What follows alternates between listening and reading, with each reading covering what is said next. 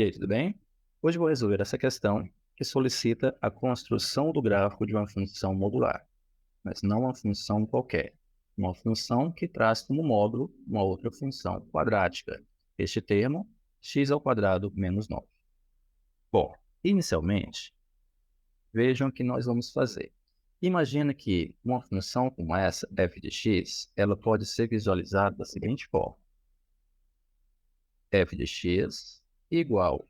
Eu vou chamar essa função que está aqui como módulo de uma função g de x e esta outra função h de x.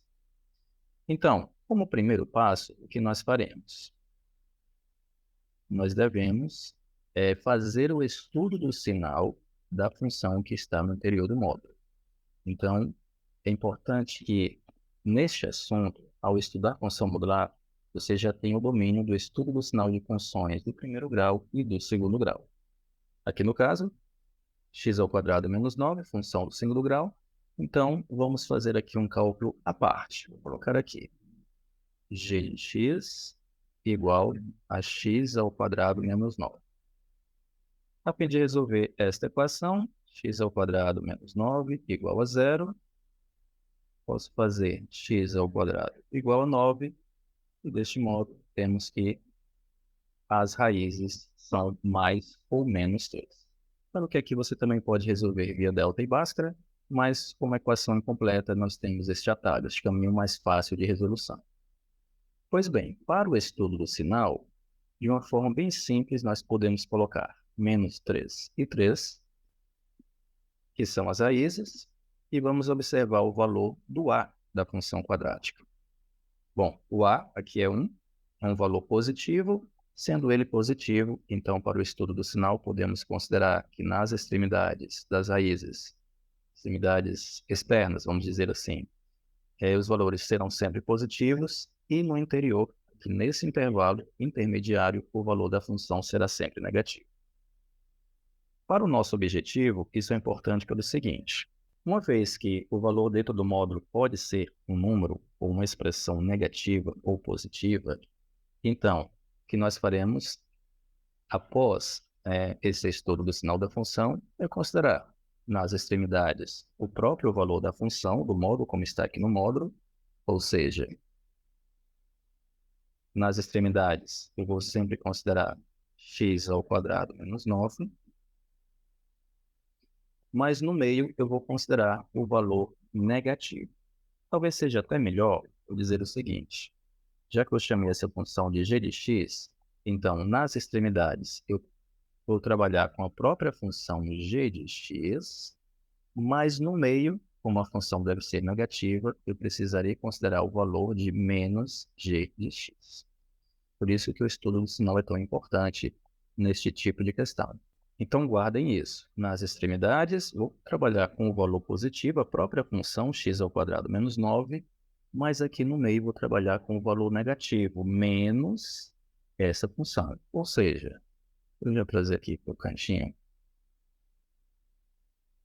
menos x ao quadrado menos 9, ou seja, x menos x ao quadrado mais 9, tá?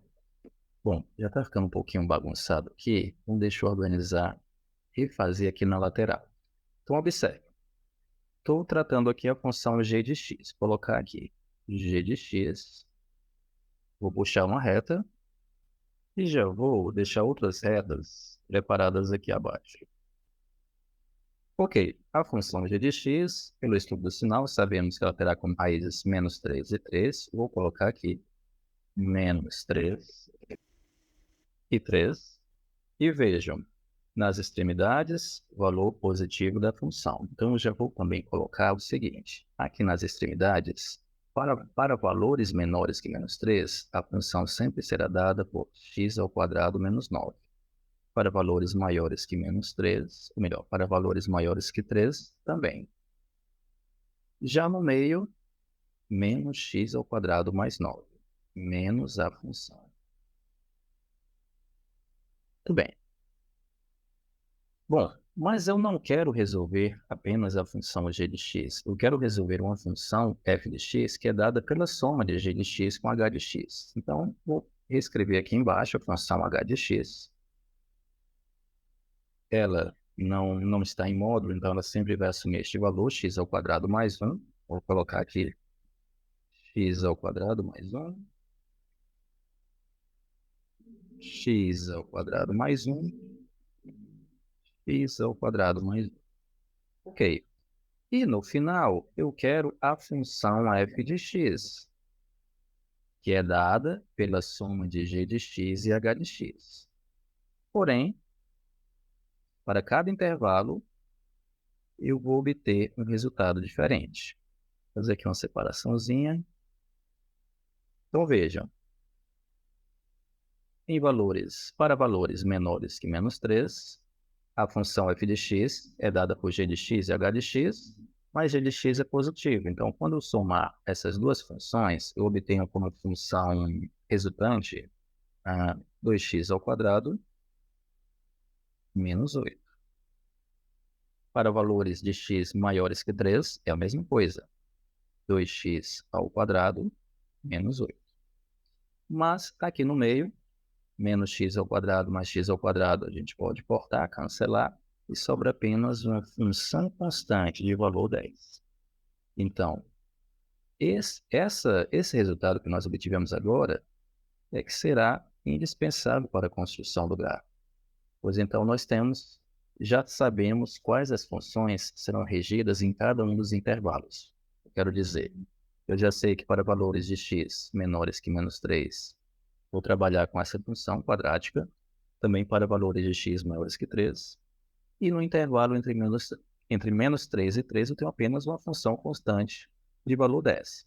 Então veja como é que nós vamos agora trazer este resultado para o gráfico, que é o objetivo da questão. Já coloquei aqui os valores menos 3 e 3 para x, aqui o eixo y. Ok, então vejam. Eu sei que no intervalo entre menos 3 e 3, a função sempre assume o valor 10. Aqui a gente não precisa se preocupar muito com a questão da escala, então em x eu vou dizer que o 10 esteja bem aqui, tá? Então, nesse intervalo entre menos 3 e 3, nós temos uma função constante, representada, pois, por uma reta. Ao passo que, para valores nas extremidades, inferiores a menos 3 e superiores a mais 3, nós temos valores que serão regidos por essas duas funções. E aqui a gente já pode até fazer um esboço do seguinte modo, trazendo aqui a parte, então, de uma função quadrática, a parte de uma parábola, e aqui também puxando a parte de uma outra parábola. E aqui já é o esboço desse gráfico da função dada. Claro que se vocês quiserem ter um pouco mais de precisão, nós também podemos fazer o seguinte, podemos atribuir um valor qualquer aqui, inferior a menos 3 ou maior do que 3, para a gente ter aqui algum ponto marcado no gráfico para esse outro valor, e assim tem um pouco mais de exatidão ao fazer o esboço do gráfico. Então, por exemplo, vamos considerar menos 4 e 4, substituindo menos 4 aqui na função 4 ao quadrado, 16, vezes 2, 32, 32 menos 8, 24. Então, vou marcar bem aqui o 24. E assim nós teremos a função que passará por este ponto aqui. Do mesmo modo, quando nós substituirmos 4 ao quadrado, o valor também será 24. Então, também teremos este outro ponto. Mas é isso. Então, esse gráfico, vou só colocar aqui a imagem do gráfico mais bonitinho, do que esse esboço que eu fiz. Mas vocês podem ver, então, que de fato ele segue esse comportamento, tá? Essas laterais, embora não pareçam, no caso aqui da figura, mas sim, elas correspondem a extremidades ou partes de uma parábola, de uma função do segundo grau. E é isso, este é o caminho usual, segundo o qual nós podemos construir o gráfico de uma função quadrática. Mesmo que nós tenhamos mais de um módulo, ou aqui no lugar da função quadrática seja uma função afim, o caminho é parecido. Naturalmente, a depender da função, nós podemos ter algumas questões um pouco mais difíceis, um pouco mais trabalhosas. Pouco a pouco, eu pretendo colocar algumas outras questões em tratando de função modular para que vocês consigam ter um melhor domínio desse assunto. E, desse modo, vocês tenham também um apanhado maior de uma série de diferentes questões que podem servir de referência para outras questões mais à frente, e assim vai facilitar o aprendizado de vocês. Tá ok? Bom, fiquem atentos então, uma vez que eu já consiga ir resolvendo essas outras questões, eu vou criar uma playlist sobre função modular e colocar aqui na descrição do vídeo. E apenas para concluir, aquele pedido de sempre, não deixem de se inscrever no canal. Qualquer dúvida, deixem nos comentários. Até a próxima!